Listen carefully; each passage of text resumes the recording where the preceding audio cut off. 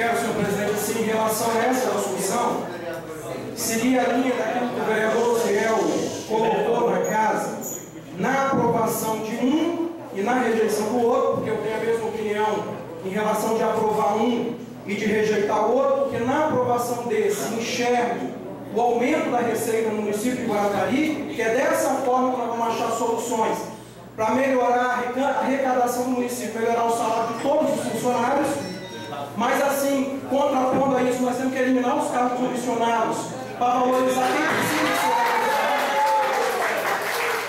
Mas dentro do sistema, dentro do regime fiscal, dentro do sistema fiscal que nós temos no município, nós temos uma arrecadação que vai gerar receita, mas junto com a arrecadação nós criamos despesa.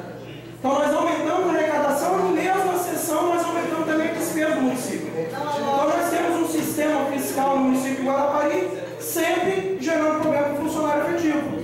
Porque aumentamos, mas aumentamos automaticamente as despesas do nosso município. Só uma forma de nós reduzirmos as despesas e aumentarmos a receita, é uma forma, é nós eliminarmos os custos. Custo de poder público está hoje em cargo comissionado. Nós temos que então eliminar isso para gerar, vereador Ronaldo, Vossa Excelência, funcionário efetivo, dignidade de vida para o senhor e dignidade de vida para todos os outros efetivos. Só essa forma. Não há mágica para ser feita. Então aumentamos a arrecadação, diminuímos os custos, nós teremos então crédito, receita para poder investir no nosso município.